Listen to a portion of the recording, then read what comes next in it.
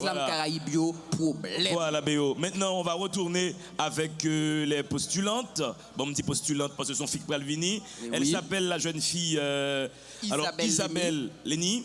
Mademoiselle fait des études en sciences politiques. Il faut le faire, c'est pas de la petite bière. Oui.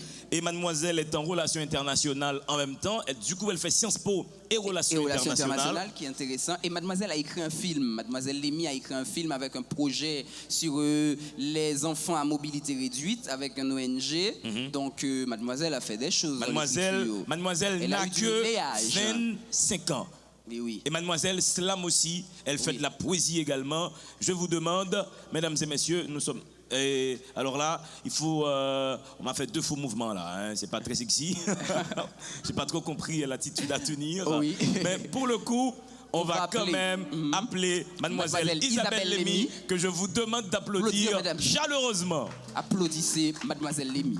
Ouais, mais il y a aussi autre chose. Hein. On ne peut jamais mourir parce qu'on l'applaudit, on l'autre monde. Je vous demande d'applaudir. Et en plus, vous n'êtes pas sur morphine. Applaudissez. Moi, c'est Destiny. J'ai 33 printemps. Pourtant, pour tant de temps, je ne connais que divers sans printemps. Mais je ne me rends pas autant pour autant. J'écris et je crie plutôt des mots pour surpasser mes mots. Bien sûr, parce que je ne peux pas laisser mes mots me maudire sans maudire, alors que dire des mots peut guérir certains mots. Présentement, je vous présente au présent mes mots dans mes mots. On est à Plaisance. C'est ici que je prends naissance. Ma vie n'a pas d'essence, donc pas de sens. Maman souffre d'une maladie de folie grave et elle dit que papa est parti, c'est comme une épave. J'ai 5 ans, maman porte aussi, c'est grave. Je grandis, étrange mélange d'aisance et d'innocence. Dans ma tête se mélange rêve et folie d'adolescence, mais quels qu'en soient les dessins du destin, seuls ces dessins passent, à croire que seuls sont saints. L'ambiance se casse si j'embrasse l'idée de parler de ce gars, c'est grâce. Ça m'embarrasse tellement que je m'en lasse.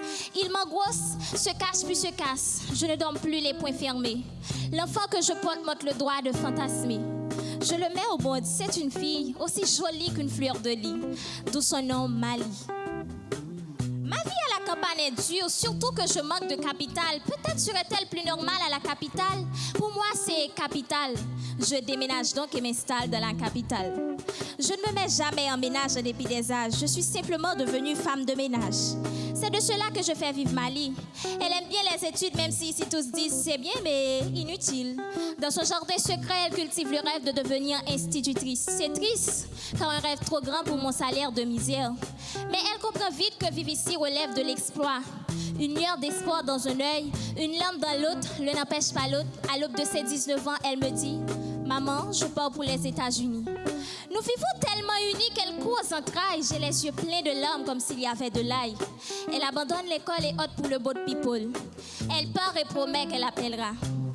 De la souffrance, je suis pro, mais celle-ci me dépasse. Les jours passent, je reste sans nouvelles de Mali. J'ai le mal de ma fille et ça me bouffe les tripes. Je veille jour et nuit, l'attente ne me nuit pas. La veille même, tard dans la nuit à minuit. Comme pour chaque nuit, j'ai prié Dieu. Je lui ai demandé qu'il veille sur elle, qu'il l'amène et la ramène, qu'il ne soit jamais là d'elle, qu'il soit toujours là pour elle. Mali n'est pas dans l'au-delà et la voilà là chez tous ces jeunes qui se tuent ou s'exilent alors que nos politiques s'exhibent et s'excitent en transe face à leur souffrance. Mais pourquoi ce silence de mort? On dirait que 3/4 de vous sont morts alors que je ne fais qu'écrire et dire des mots afin qu'on ne lit plus leurs cris et leurs mots.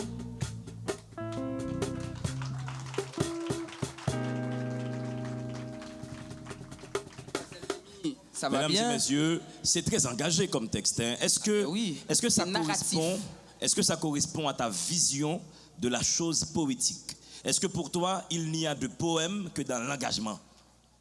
Oui. Ouais. Donc, la poésie doit nous aider à prendre position. À faire marcher l'esthétisme et le militant. Et c'est pas pour rien que tu fais de la politique. Je ne fais pas de la politique, j'ai étudié les sciences politiques. Peut-être que je deviendrai une politologue, mais je ne fais pas de la politique. Je fais Mademoiselle pas la politique Lémi, après. active. Non, mais attends, si Béonard t'appelle dans 5 ans, Béonard te dit, mademoiselle, vous êtes ministre de l'Intérieur. On n'est pas encore dans 5 ans, on est là en 2018. Mademoiselle Lémi, elle est bien C'est ce sûr. que j'appelle une réponse éminemment politique, mademoiselle. Bienvenue dans notre monde. Mademoiselle Mesdames et Lémi, messieurs. attends, Mademoiselle Lémi est très narrative. Ce qui m'a intéressé dans le texte, c'est que Mademoiselle Lémi est très dans le raconter, dans l'histoire de cette femme destinée. Ça, c'est une histoire, c'est du vécu, non? Non, c'est pas du vécu. En fait, je rêve l'imagination. de devenir une romancière, donc c'est pour ça que ça, le c'est poème, ça prend intéressant. un caractère de raconteur. Ah ben, tu vois, quand tu seras romancière, je vais te recevoir dans une cabine en haut où je fais délivrez-vous. Mesdames et messieurs, on salue mademoiselle Isabelle Lémi. Lémi. Lémi, voilà.